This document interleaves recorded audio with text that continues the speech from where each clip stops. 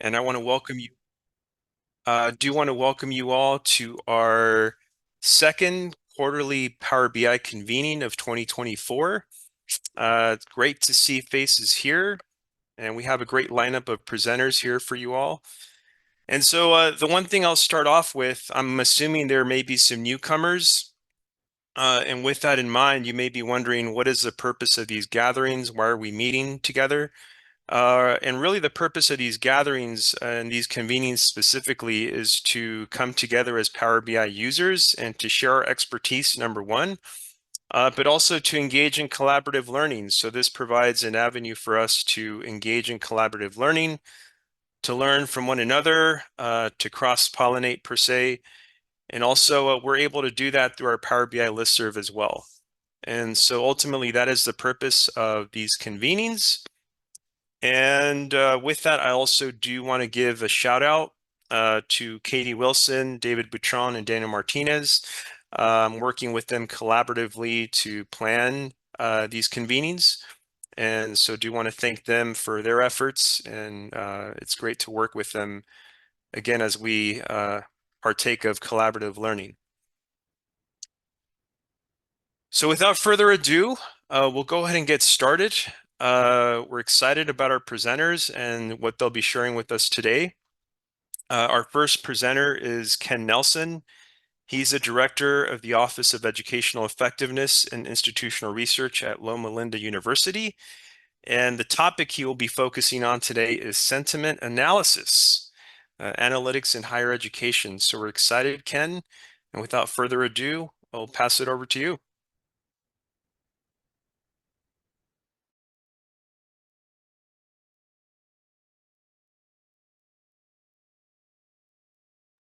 Thank you, and I'm hoping you're able to see my screen. Yes, we can. Perfect, yeah. And appreciate, Jaime, the opportunity to participate in the group today. I'm from Loma Linda University, as Jaime mentioned, and that's located here in Southern California.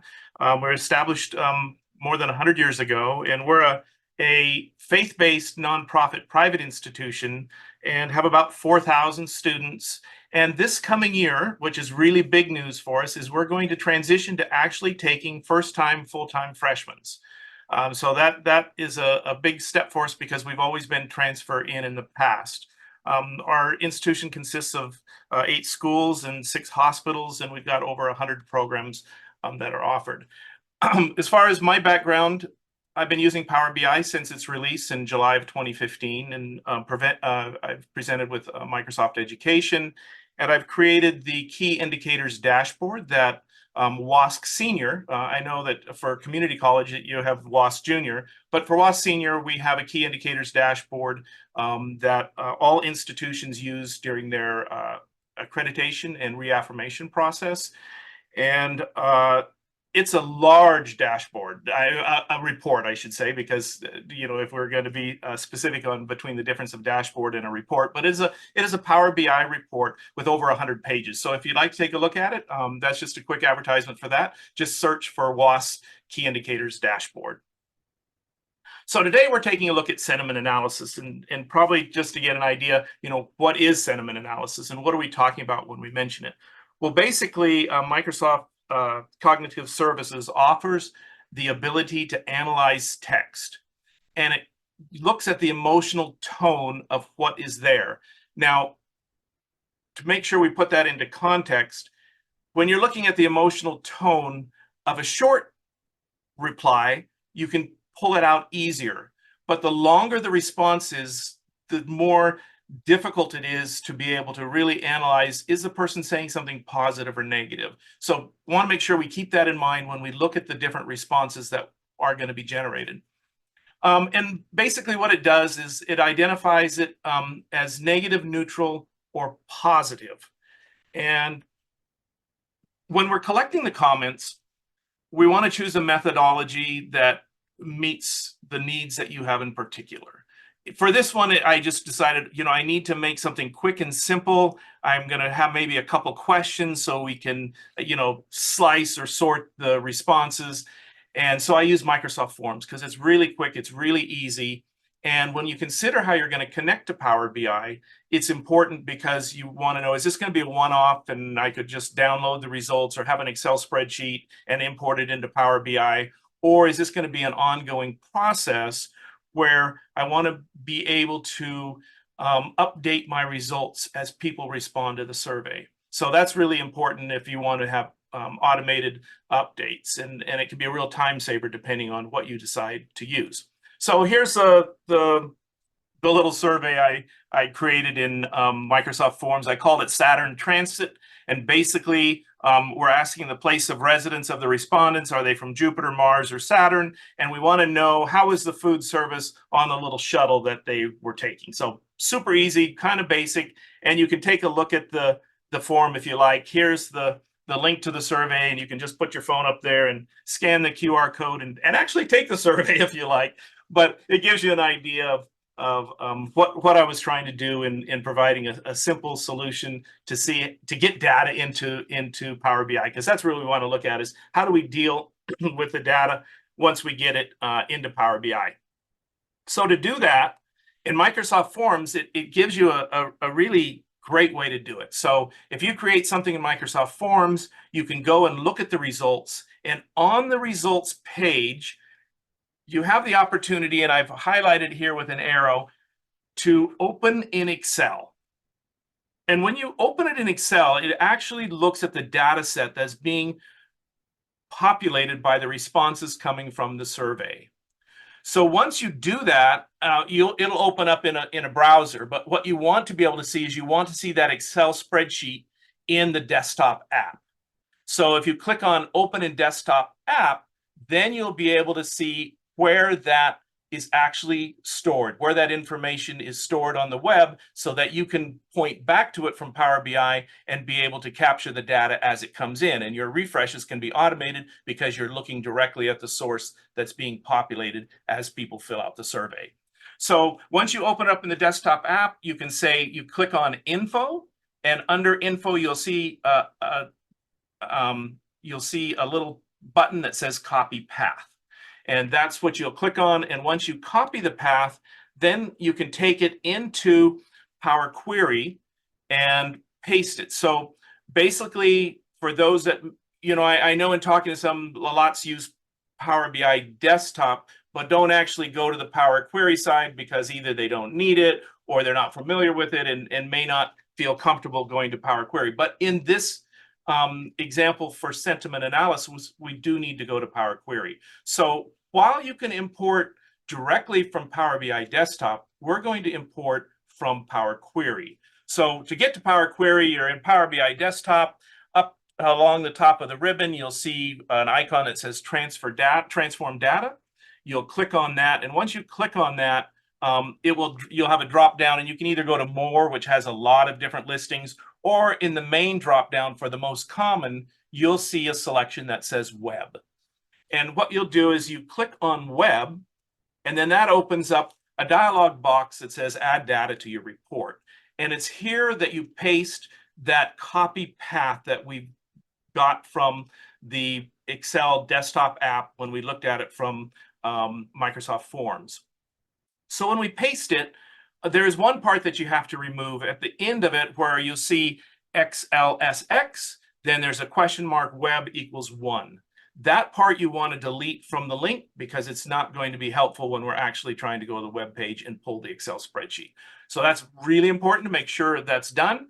Once you do that, the navigator will open and you'll see your data in a tabular format there, and you can pick the one that's applicable here. I picked table 1. Depending on the format of the way you have it, you'll see it in however you've arranged your data. So then once that's done, it brings up, then imports it into Power Query, and it brings up the table. And in the table, you'll see, like, for instance, this one, well, there's an ID value, and there's the start time and the completion time when whoever was taking the survey. And then you'll see the 2 columns of the choices that I had there. And one of them was the residence, what planet did they live on, and then the dining comment. depending on what it was that they put in the comment field. So just to be real easy here, I had, like I mentioned, just those two columns. So you'll be able to make your report from that. So here, if I was to highlight dining comment, up in the top, you will see in the ribbon text analytics. Now, minor detail. You either need to have Power BI Pro with Power BI Premium, or you need to have Power BI Premium per user. So because this is going back and using analytic services from Microsoft, this is a subscription-based plan. I don't know how many of you might have premium on your campus. We're fortunate at Loma Linda to have premium, so we're able to do it. Otherwise, you can buy Power BI Premium per user, because all you're doing is you're getting the score sentiment. Once you have the score sentiment and you share it, then you don't need to have those licenses. It's only to be able to get the score sentiment that you need those licenses. So as I mentioned, once you click on dining comment and text analytics, then you'll see the different text analytics that are available to you. The one we want to select is score sentiment. And once we do that, you'll see that it then scores each of the comments with a sentiment score. And they range from 0 to 1, with 1 being the most positive. Once we have that, then we can return to the report view. And to do that within Power Query, we would just click on Close and Apply. And then when we do that, a table will open up in the report view showing you the imported table from Power Query and what you brought in. And here is where you'll be able to see this the analysis value from the scoring. So what will we do with that? Well, in this case, I wanted to be able to show whether it was negative, somewhat negative, neutral, somewhat positive, or positive. Now, depending on your need, you may decide just positive, negative, and use different values. But for ease of use here, I just chose a range that went by increments of 0.2. Is that scientific? I don't know, but that's what I use for it. One other thing is it's helpful to add a conditional flag on the analysis. So here I'm just saying is if someone didn't leave a comment and it wasn't able to calculate an analysis value for the sentiment, then I want to say, you know, let's make sure we flag that. So for this case, I just said put a -1 in the column if it was blank, so that we could go through and use the rating text. So here in rating text, you'll see, and it's pretty basic here. I think you can see where it says, you know, if the analysis value is -1, well, then it's not applicable. And then you can see if it's less than 0.2, negative, less than 0.4, somewhat negative, less than 0.6, neutral, and so on. And you can, if you were to look at this DAX statement, you can quickly see, oh, I know where I can change it to make it look like the way I want to make. So here, I hope this is simplified enough so that you can see, oh, yeah, I know how to change this, and I can adjust it to what needs I have for my campus. Once we've done that, there's some modeling that we might want to do to be able to put the results in the order we want to see them in visuals. So this part here, where I added a couple tables. I really didn't need to do one for questions, simply because I only had one, you know, the one question on the dining experience. But I could have, if I wanted to sort those, have something there. But basically in this one, I want to do a rating sort on whether or not it was negative or positive. And we couldn't really use it alphabetical because that's not going to come out the way we want it to come out. So what I did is just create a table, and you can create the table either in the Power BI desktop, or go to Power Query, create the table, and then we can create a relationship.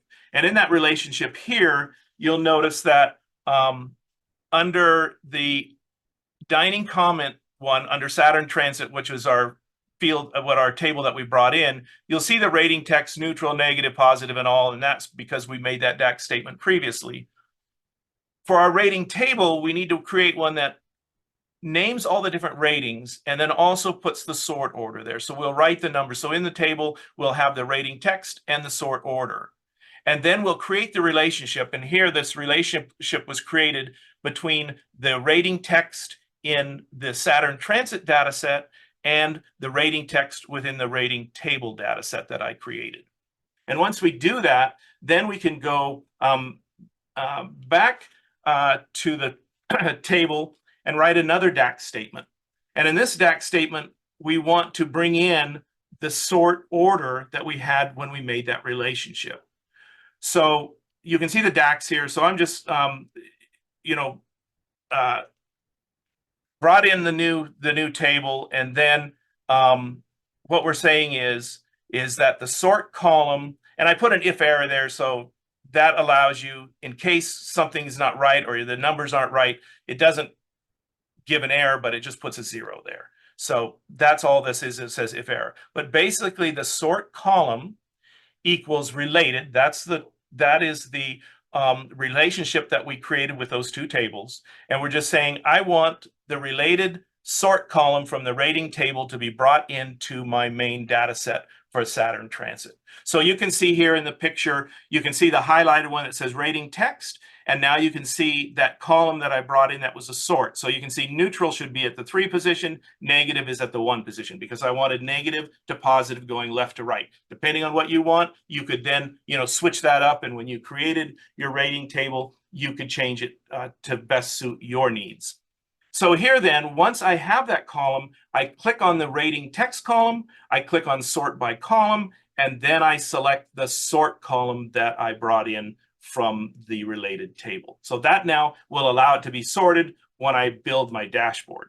So if we were to bring it all together, now you can see here's the dashboard that was created. And it's also available online here. And let's see, I should probably put that in the chat so you can see it later, but we'll get to it. Basically here, I've added, you can search the comments. That is a visual that you can import. It's not one of the ones that are there when you first open Power BI Desktop, but you can insert it. You can import it. Residents, that's already one of the fields we have. The climate survey questions, well, that's basically all I'm referring to here is the one we had was, what was the dining experience like? So that would be there. And then here is a list of the comments. So let's take a look and see, for instance, if I click on negative, then you can see here that the report changes and you can now see the negative comments here. Or if I was to click on positive, now you can see the positive comments that are generated. And basically, this helps you in saying, okay, I'm going to click at positive. Well, let's see, a cozy and intimate setting, ideal for date nights, crunchy exterior, soft, it looks good. So most of these look like they go around along with the positive sentiment.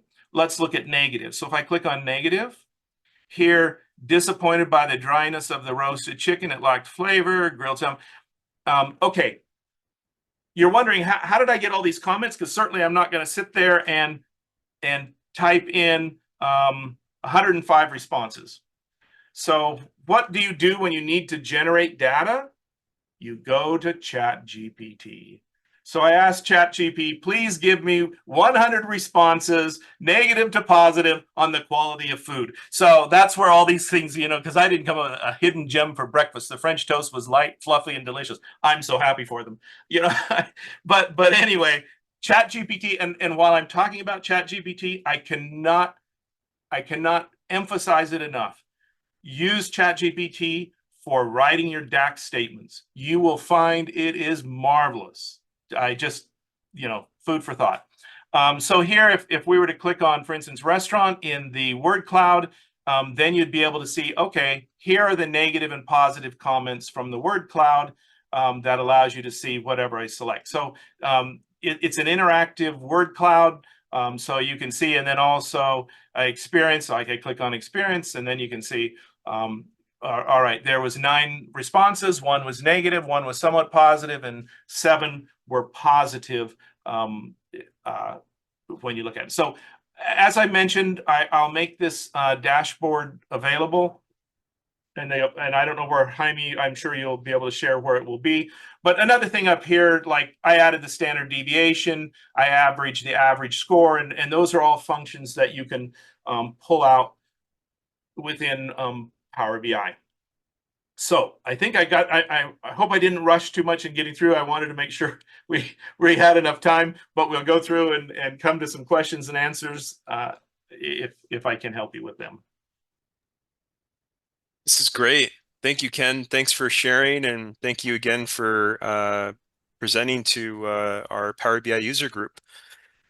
One of the questions that we have here is, how did you calculate SD?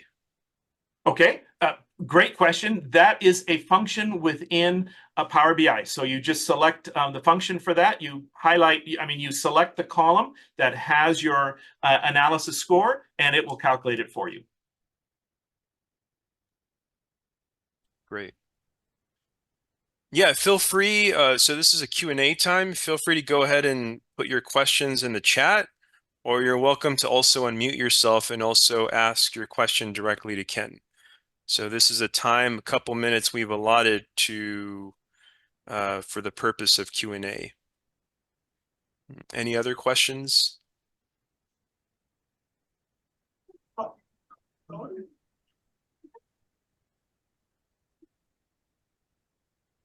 I see Aaron. Aaron has his hand up. Go for it, Aaron. All right. It's not actually a question, just a comment. That little trick, Ken, where you uh, copy the path to the Excel file for the import on the Power BI side, where you have to delete. It's like web equals and then a question mark or something. I forget exactly the syntax there. That is elusive, and it took me forever to find that little trick in the user community for Microsoft. So kudos to you, Ken, because I think you've saved people a ton of time trying to find that little trick. So I just wanted to recognize that and say thank you. Okay, and I can't take all the benefit for that because I was working with Microsoft and they gave me the trick. So Got it. that's where it came from. But yes, no, I was frustrated with it as well. Yeah. Well done. Well done.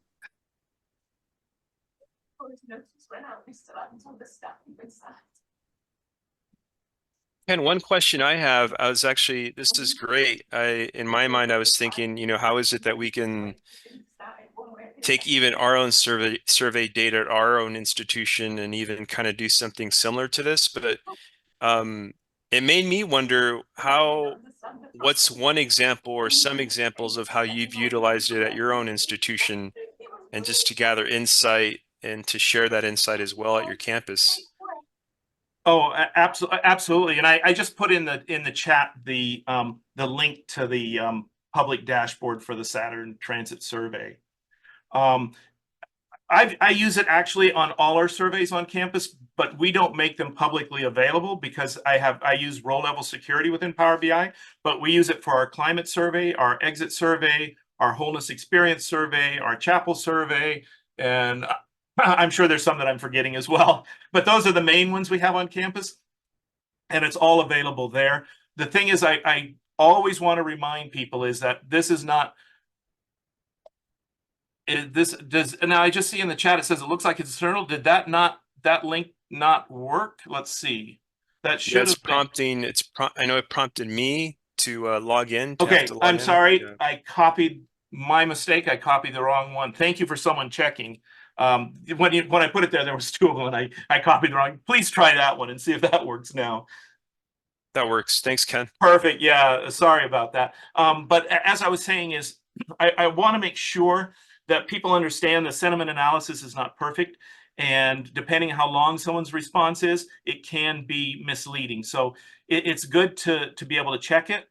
But it is a nice way to quickly review when we have, we're not that big. We're 4,000 some students in a community college where you have tens of thousands of students in a survey.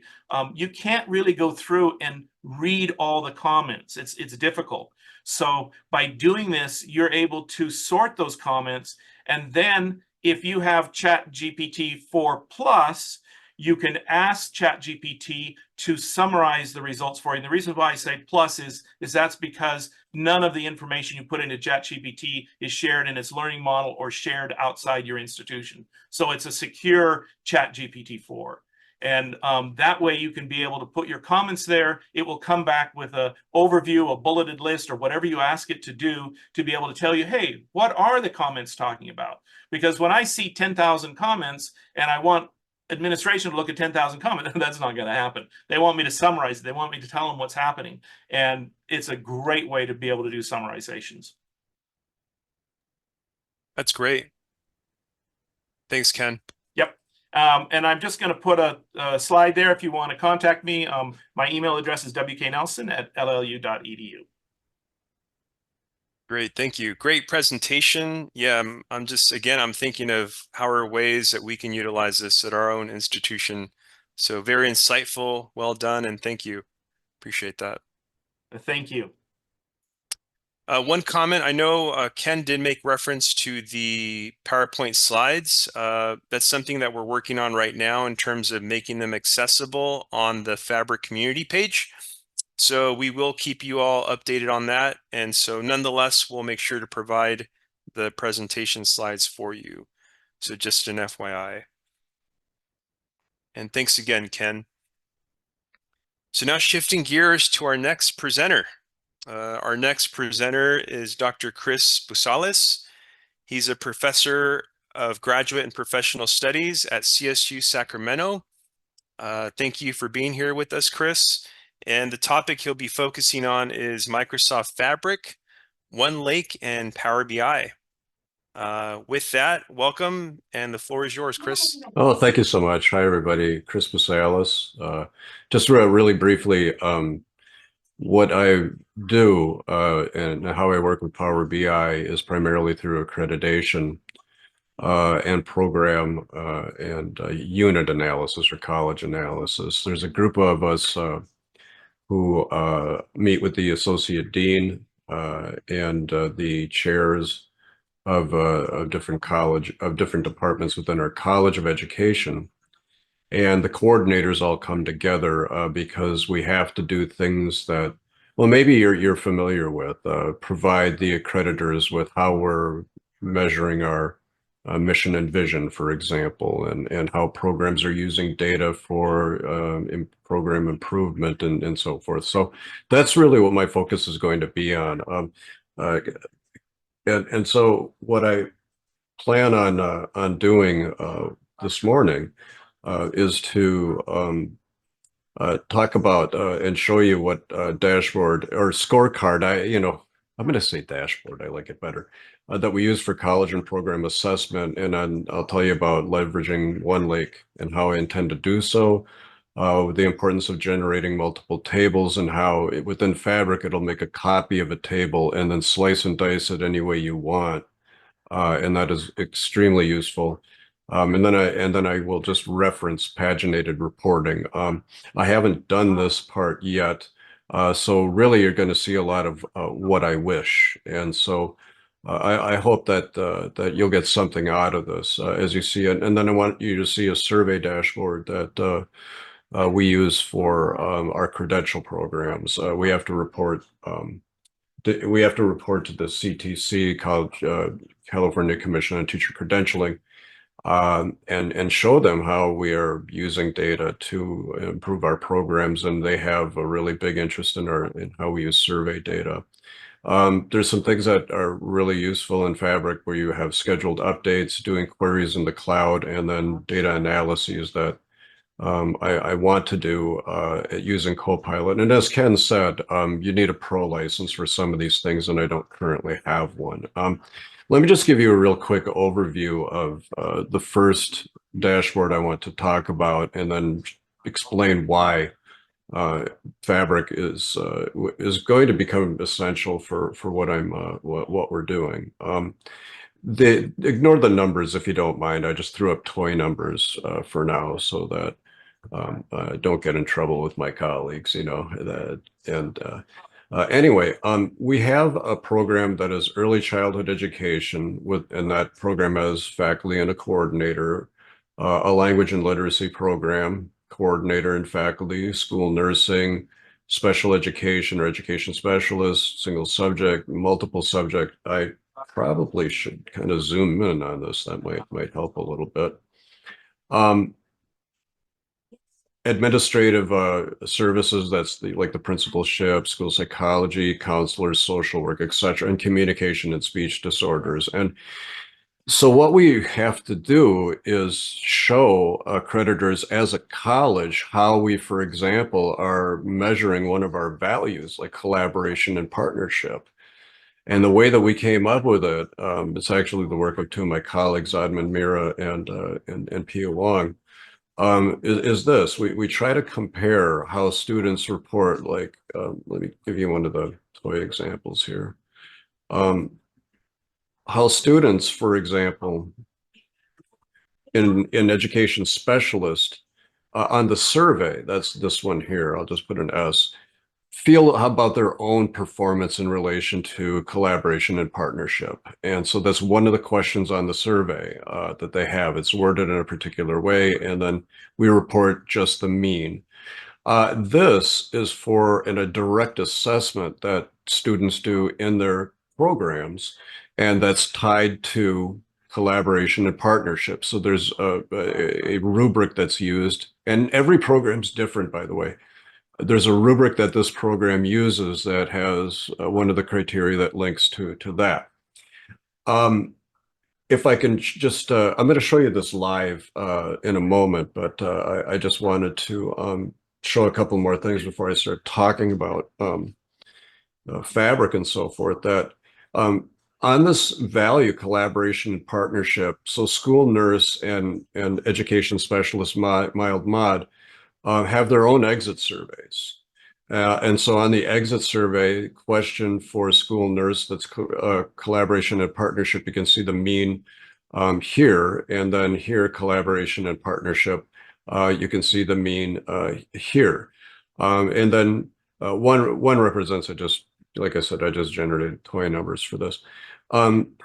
They have a direct assessment that they use, and the table that I'm going to show you in a moment will show how this assessment is linked to this value and what the item is, so that the accreditors can trace all the way through and see what assessment or rubric portion is present. And they can do the same thing for the survey, and I'll show you that in a minute. Before I go on, what I want to tell you is that presently, the difficulty that I have is that the coordinators are essentially sending me in their data, and I put it together because not everyone is computer savvy. Okay, I have tried to post as an Excel sheet that this would simply read from and have people plug in numbers. And even that is off-putting to many people. So I still have to do what is the worst thing a person can do, and that is hand mash data into a Excel sheet. But that's what's happening presently, and I'm hoping, however, that Fabric and OneLake can help me. So if I could just bring this over to, I forgot the timer, by the way, so if you could hit me at 10 minutes, that'd be great. So I can go on to the next one, is that within OneLake is OneDrive, but it's where all of the queries and data and files that populate and that Fabric draws upon, and they all have to be CSV, by the way.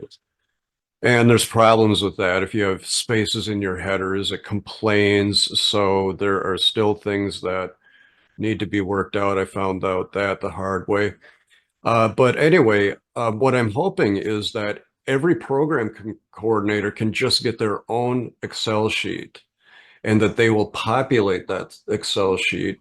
And then what will happen is that Fabric will put it all together for me and then slice and dice these data into tables that I need. So I just want to move this out of the way. So presently, I'm hand entering all of this stuff by copying and pasting things into here. I want to mention something else. The other challenge is that the signature assessment that they use to show how an objective measure from the faculty or from field supervisors or whomever, they change these things all the time, you know, and that creates a real headache. But what's good about the way that this is assembled is you can show the history of any changes, because this is a giant table that I'll show you in a second.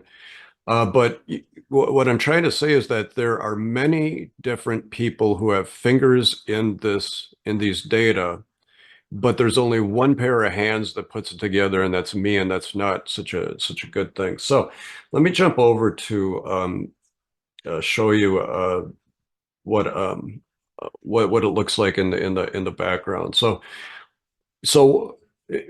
when if you sign up for the One Lake Power BI subscription, it says I got 52 days left, and that's true. It was on 59 for months, but once you start using it a little bit, then the countdown begins. But I have my data and um, my dashboards are all stored here, and you can see where it says Lake House right here. So that's drawing upon my One Lake folder right here for the unit assessment. The same will be true for what I'm doing with the exit survey data that you'll see in a moment. So this is what we're looking at in the cloud. I'm going to come back to this in a moment.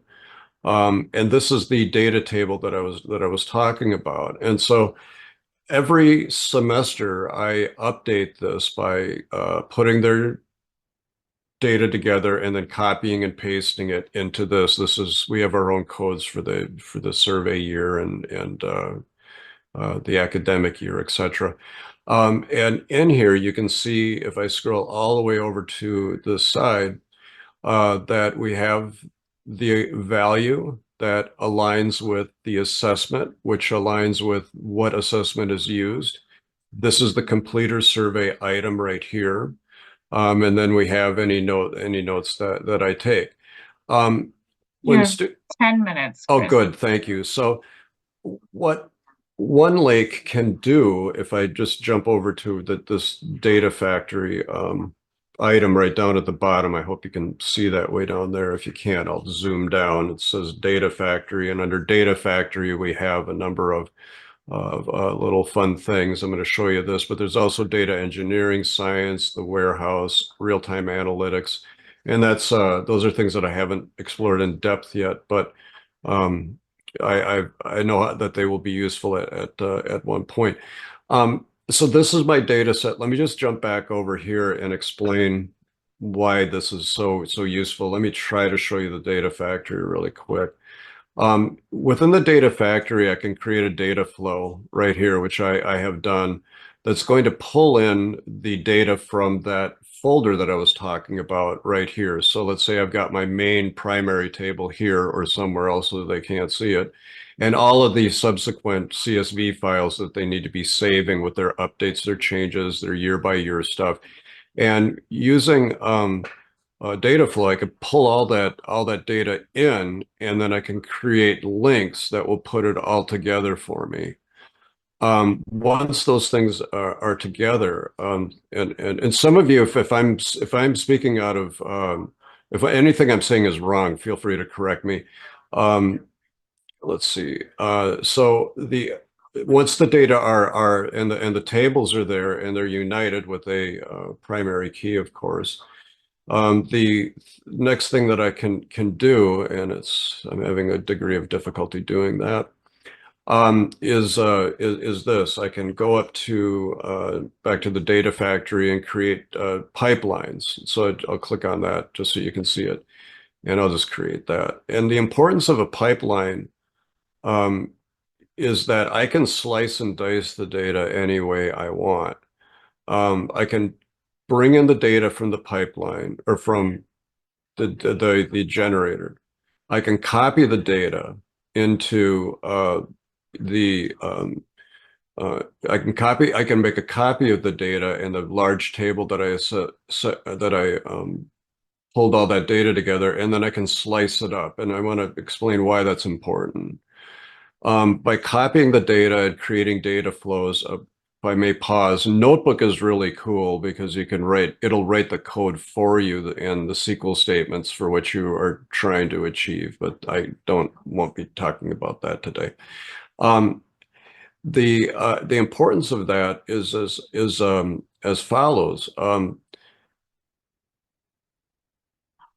See if I can get back to my table, is that since all of these programs have a different need. For example, I have one data view of their progress on these objectives in a bar chart, but I also have it in a line chart form, so they can see what their progress has been. And a particular program can select what it is that they want, so they can see what's happening. And so this obviously needs to be updated. But let's take a look at a particular program like early childhood, for example. It's not a good example. They don't have enough data. Let me pick multiple subjects, elementary. So they can see their progress and trends on these data. I forgot I have to put averages in there, but again, it's toy data. But they can pick on particular years to see how they've been doing on each one of these values. And it's very helpful.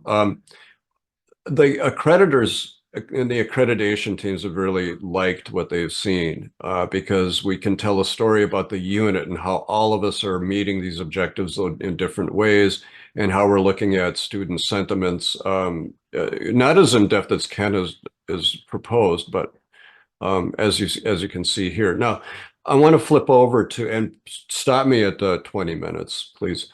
I want to change over to show you this this exit survey that I work on. This exit survey really has the most hateful data set you can imagine. It is very complicated, very complex, and it needs to be chopped up in so many different ways. And it comes to us in it's a nightmare. But as Ken had mentioned just a moment ago, Power Query is what's been really a lifesaver for me. So here's a desktop version of this of our survey. So on this page, you can see how students have rated their program, how effective was it, multiple subjects and graduation month. That tends to be important. We have students graduating or filing their paperwork and completing the survey at different times. And different years we can look at, and then different pages that I have. So this is one view for multiple subjects. We have teacher performance expectations. Then we have to, this is a chancellor's office survey that's linked to the California Commission on Teacher Credentialing. So all of our credential programs have to do this. And these are the questions that are asked, and we can present how the students are doing. Here's that's single subject, here's multiple subject. It should change, and it does. And we can see in the red where there are issues. And then here are the content questions that they have for what they teach if they're single subject, and then their fieldwork assessments. Now, when I say that it's challenging, I'm not kidding. I'll go and show you the Power Query that I use. Now, I have in an Excel file on SharePoint somewhere is this file right here.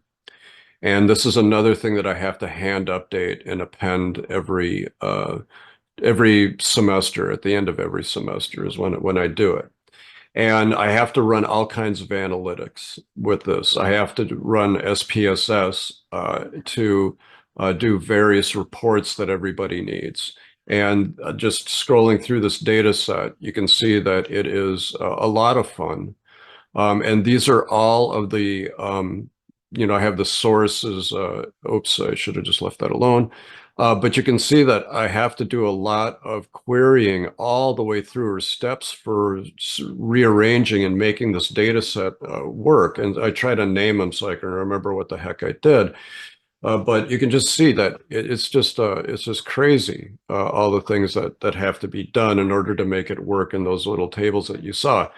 And that goes on and on and on. And then once that's done, I finally get a table that will look like this. You'll see this where all the demographics are in one table, and gender ideas here, etc. And then there are even more queries that go through to make this this little table work. Okay, so I just want to go back to the one that looks so cool that's got all this stuff in it here. Um, this is running on the desktop, so guess what? I have to update it from my desktop. But what's really handy, if I can use that word, um, is that let's see here,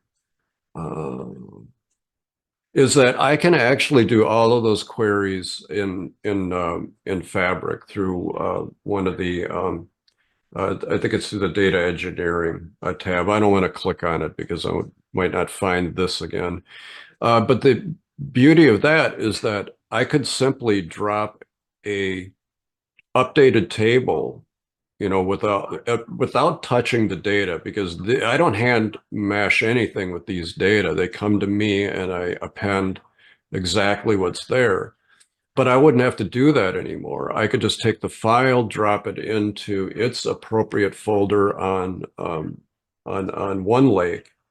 And if I just jump back here, you can see exit survey data and the tables and the files and so forth. I can just go in and drop it into, I forget which folder it is, probably the one clearly marked files, I would imagine. And there it is. I can drop any update in here, and then using the pipeline that I talked about earlier and using the, excuse me, using the generator to pull all those things in and then creating a pipeline in order to slice all this stuff up, I can run these queries on the back end in the cloud. And then I don't have to do anything with my desktop anymore, where all kinds of things could possibly go wrong. That I think is really the that's why I'm really excited about Fabric and OneLake and everything else, is because I can move this, I can offload this stuff into the cloud. There were some other things I just wrap up as quickly as I can. Like under data engineering that you can play with. Is where you can do your pipelines and other your lake house and so forth. And they have samples you can download that you can play with for engineering. Data Factory, that's just really for the creating the flows in the pipeline here. The 20 minutes. Oh, good. Okay, well then I'll just wrap up. Real-time analytics, and so I can do all of the analytics, and I'm not going to be able to get to that, unfortunately. But all of the reports that I create for people and send to them with all of their data summarized, all of that too. Soon I can do all those calculations on the back end, and then people can look at a paginated report in Power BI, or they can download their own PDF for it. That's all I have for you. I'll just end with this. All these little starfish thingy that's here. There sure is a lot of them. I'm hoping that Fabric and OneLake will make my life easier and survive if I decide to retire at 55 at the end of the year, which I'm gonna do. That's all I have, everyone. Thank you for listening. I hope you got something out of that. This is great. Thank you, Chris. Thank you for just giving us insight into how you're already using Fabric, OneLake, and how that ties to Power BI. So very insightful. At this time, we'll shift gears to Q&A. If anyone has any questions, you're welcome again to unmute yourself and ask the question to Chris directly, or you're welcome to also type your question on the chat.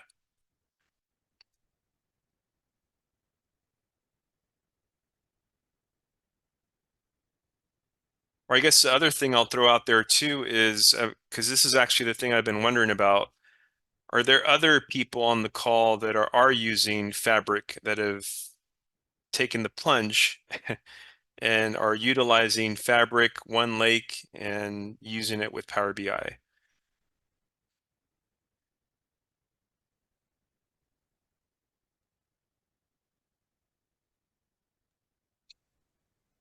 Chris, if you could summarize, Aaron, were you about to chime in? If you could summarize the benefits of using Fabric in One Lake in like 2 sentences, how would you do that? For me, there's probably there are three primary um, things that I think it alleviates. One, you can have one data set and have it connect to the cloud and make a copy of it, and then slice and dice that any way you want. You can take you can normalize an unnormalized data set, and it will do it faster than I could hope to do.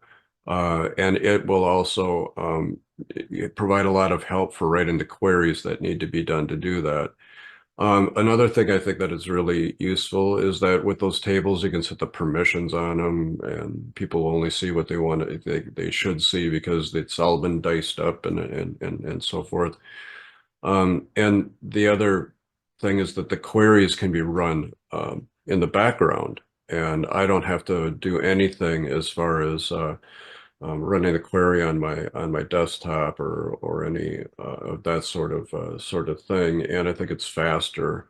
I think along the oh, and the analytic, uh, like all the reports that I have to generate, for example, I think that it will automate those things in a wonderful way. I can drop a file into that One Lake folder, and my colleagues can do the same thing. We can schedule when it runs, and it will do all of the back end work that I used to do myself. And this will connect to anything. It will connect to they have a list of what it'll connect to. Like CMS is what we use here. So I could pull all my demographic data in from that, and then I could use if I've got my coordinators, hand entering their Excel sheets, up they go. If someone's got some kind of a NoSQL database, or what is that, Cold Fusion, it'll connect to anything. And also it's really amazing. You can even do Python with it for the Python people.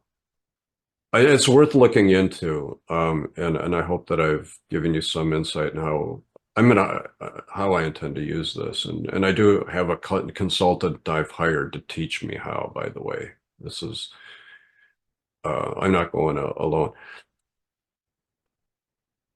I hope it was useful, everyone.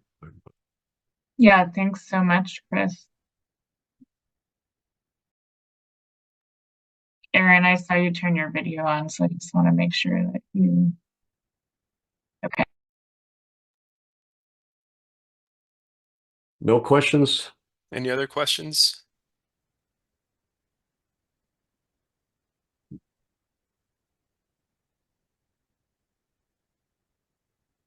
Well, thank you, Chris. Thank you again for My sharing. Again, yeah, this is actually a topic that I'm currently fascinated by. Fabric is fairly new, and I feel like I'm barely dipping my toe. Our college has still not adopted it, but for me, it's still just understanding how things operate and work. And it seems like it's just like my takeaway is like it's this ecosystem within the Microsoft suite that, kind of like how you're alluding to, that things will flow smoother, will operate, more efficiently and quickly. And especially like on the research front, I think one of my big takeaways is that when it comes to us as researchers and doing research work, that it's really a gold mine in the sense of how things function and operate.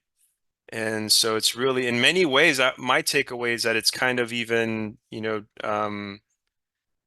designed to help us do our work more efficiently and effectively, in terms of Fabric and One Lake and everything like that.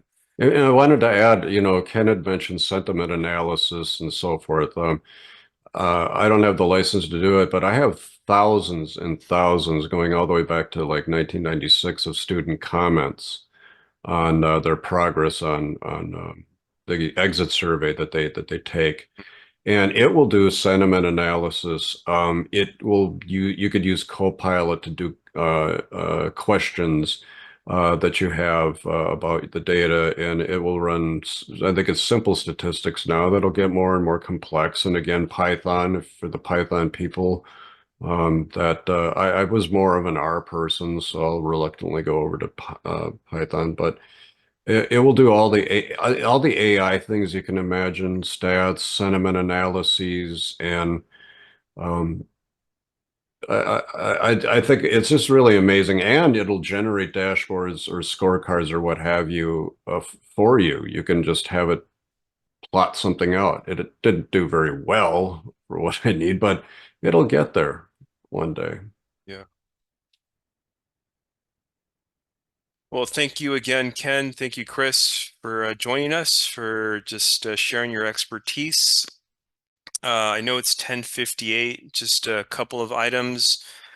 If there are any topics that you can think of for our next Power BI convening, oh, that's great. Thank you, Katie. Yeah, what topics would you like to see covered in our future California Community College Power BI meeting? Feel free to, even as I'm talking right now, go ahead and input that in there. And we'll keep that in mind as we prepare for our next convening. What you can also do is you can also go ahead and email either Katie, David, or Daniel, or myself if you want a topic added to the next convening, or if you want to present. That's the other thing too. Again, just to share your expertise on a particular topic. Please go ahead and reach out to us, and we will put you on the agenda for the next meeting. And again, the recording and the presentation slides will be shared. We will follow up with an email on the Power BI listserv, and that way you will have access to the recording and the slides. And lastly, our next meeting will actually be on Thursday, July 25th from 10 to 11 a.m. So it does seem like we're still ways away from that, but it will be here before you know it.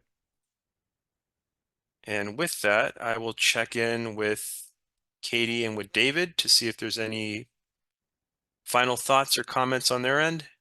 I thought that I saw a hand up, MG 49120. I think had a hand up. I'm sorry. Oh, is that a hand that I I missed? thought it was. Okay. I might be wrong. I think we're good. All right, with that, I think we're good all. Well, thank you again. Have a great Thursday, and we'll see you soon. Thank you